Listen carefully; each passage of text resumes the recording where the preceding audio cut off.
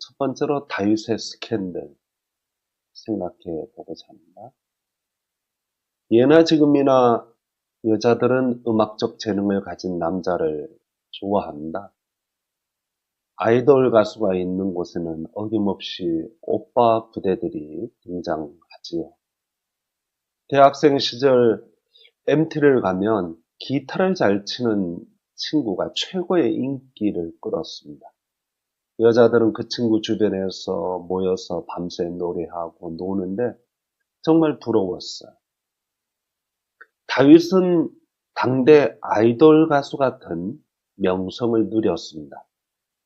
사울이 광기가 들었을 때 사울의 신하들이 다윗의 음악적 재능을 칭찬하며 그가 수금 연주를 잘한다고 말하였습니다. 실제로 다윗의 수금 연주를 통해서 미친 사울의 광기를 잠재울 정도였습니다. 다윗의 외모 또한 아름다웠습니다. 게다가 다윗은 몸짱이었어요. 용맹하기 이를 데 없어 모든 사람이 두려워하는 블레셋과의 싸움에서 언제나 연전연승하였습니다. 그러니 이스라엘의 오빠 부대들이 등장하여 다윗을 찬양하는 노래를 부르지 않을 수 없었습니다. 사울이 죽인 자는 천천히요, 다윗은 만만히로다 노래했습니다. 다윗 일생의 여성 스캔들이 끊어지지 않은 것은 아마도 이때부터가 아니었나 생각합니다. 다윗은요, 여자에게 놀라울 정도로 집착과 사랑과 증오를 보였습니다. 사울 왕에는 두 딸이 있었어요. 하나는 큰딸 메라, 둘째 딸은 미갈이었습니다. 다윗과 이 사울의 두 딸은 아주 지독한 악연으로 연결되어져 있습니다. 인기가 절정에 오른 다윗을 시기한 사울 왕은 어떻게 하면 다윗을 죽일 수 있을까 음모를 꾸몄지만 그때마다 실패했습니다. 사울은 자기 손에 피를 묻히기 싫으니까 다윗을 죽이는데 블레셋을 이용하려고 했습니다. 그때 사울이 사용한 미끼가 자기 딸들입니다. 비정한 아빠죠.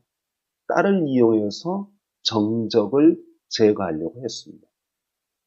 사실 사울 왕은 골리앗을 이긴 자에게 자기 딸을 주겠다고 이미 약속한 적이 있었습니다. 그러나 지키지 않았습니다. 그런 면에서 사울은 신뢰할 만한 사람이 못 됩니다. 그런 사울이 큰딸 메랍을 걸고 다시 한번 다윗에게 블레셋과 싸워 승리하면 주겠다고 약속을 합니다. 다윗이 그 말을 믿었을지 안 믿었을지는 잘 모르겠지만 아무튼 다윗은 나가 싸워서 승리하고 돌아옵니다. 그런데 사울 왕은 그 메랍을 다윗에게 준 것이 아니라 엉뚱하게도 아드리엘이라고 하는 사람에게 주었습니다.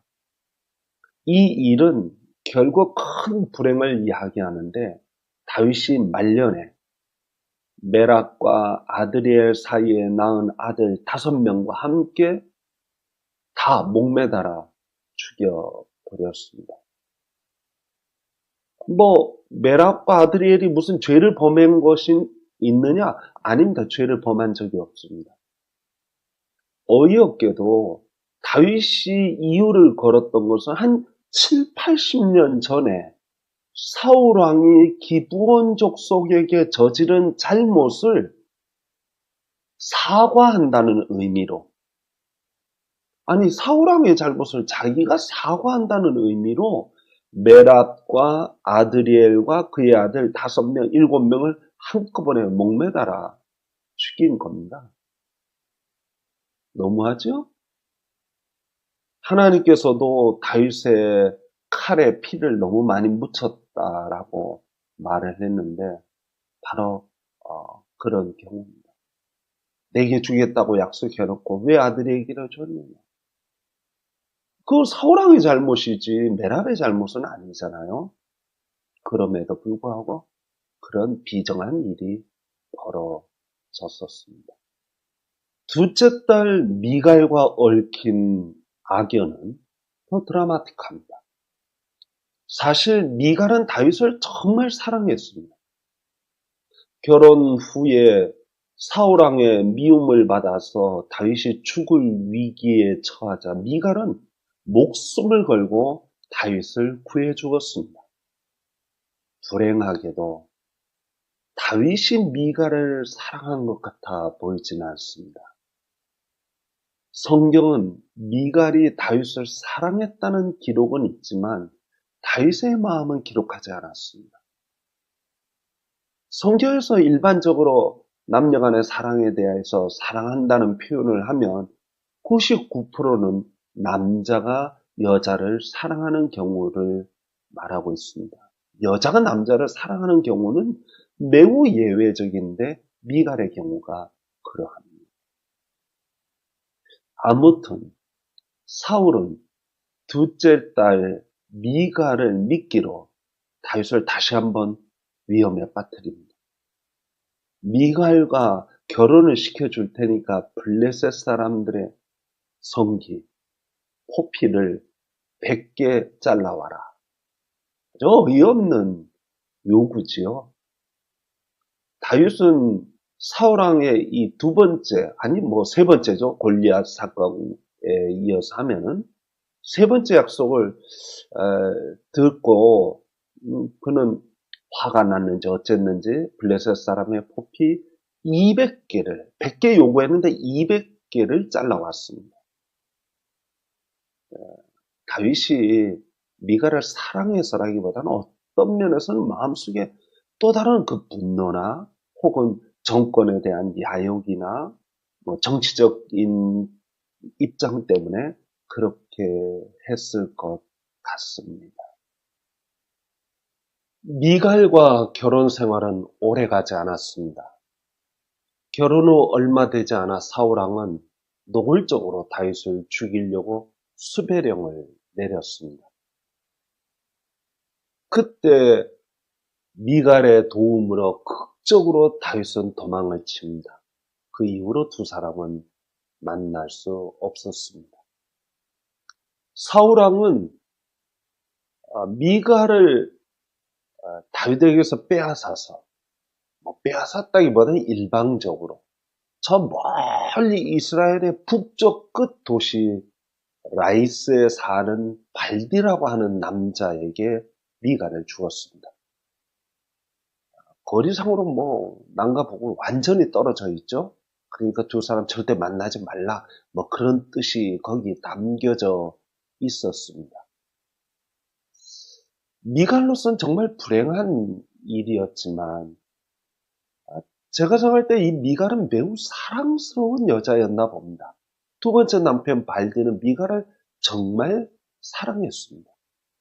그래서 미갈은 그 과거의 아픔을 잊고 이 새로운 남편 발디와 살면서 행복하게 살았습니다. 그렇게 20년이 지났습니다. 그 사이 다윗은 남북 이스라엘을 통일해서 하나로 만들면서 통일 왕국의 왕으로서 첫 번째 요구한 것이 뭐냐면 미갈을 돌려달라는 것이었습니다. 그는 이렇게 말했습니다. 미갈은 내가 블레셋 사람 포피 100개로 정혼한 여자다. 그 여자는 내 여자다. 돌려다오. 발디는 졸지의 부인 미갈을 빼앗기게 되었습니다. 북쪽 끝 라이스에서 남쪽 예루살렘까지 일주일 이상 걸리는 거리를 울면서 따라옵니다. 아마도 그 모습을 이스라엘 백성 모두가 보았을 것입니다. 사람들은 수군거렸을 거예요. 아니 40이 넘은 부인을 데려가서 뭐 하려고 그러지? 당시 여자 나이 40이면 할머니라고 할 수 있습니다.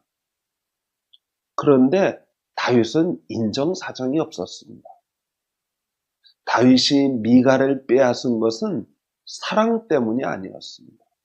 사무엘하 6장에 보면 미갈이 죽는 날까지 자식이 없었다고 합니다. 학자들은 예루살렘에 법궤가 들어올 때 다윗이 기뻐 춤추면서 옷이 벗겨졌죠. 그때 미갈이 비웃었습니다.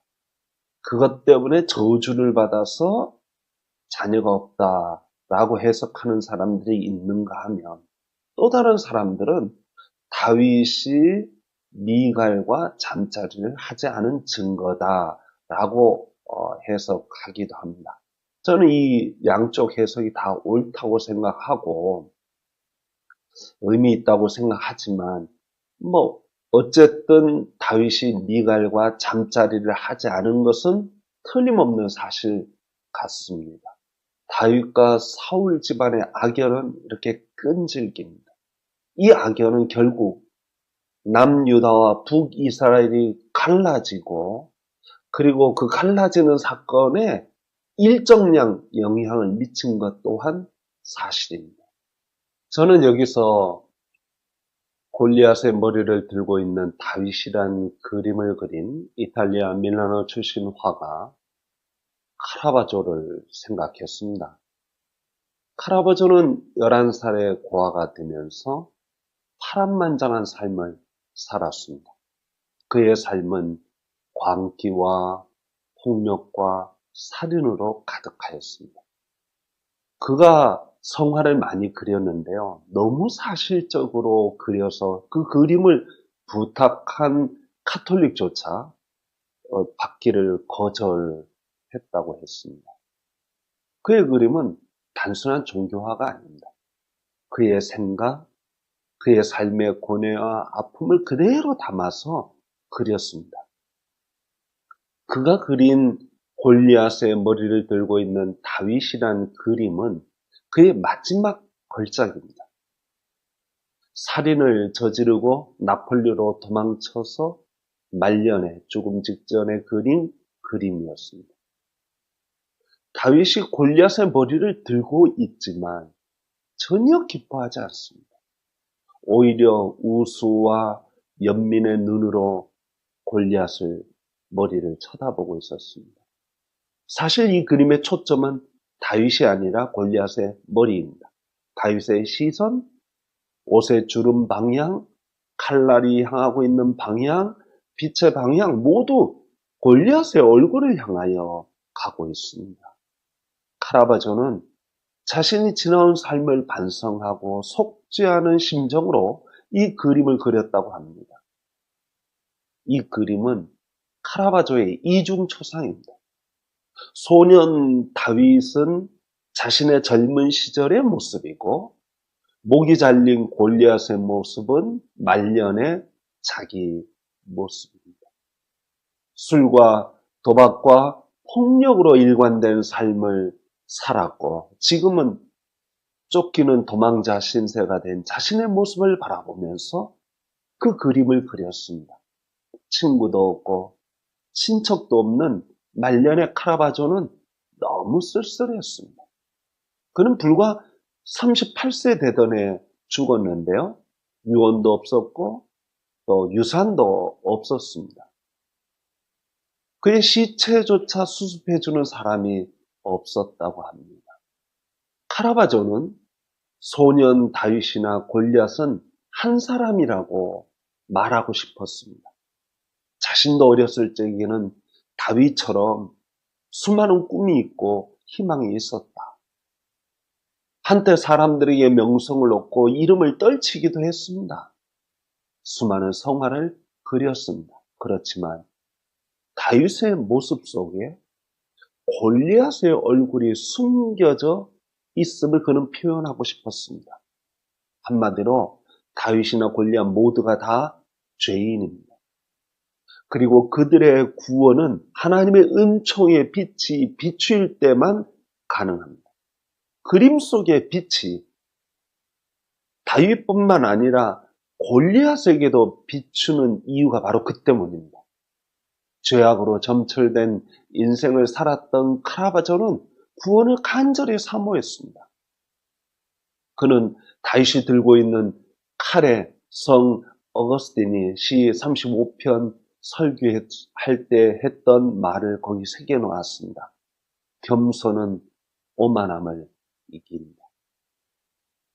카라바조는 구원받았을까요? 저는 이 카라바조의 그림을 보면서 다윗의 일생, 이 사울왕의 딸들과 얽힌 이 악연을 풀어가는 다윗의 일생을 보면서 다윗 역시도 참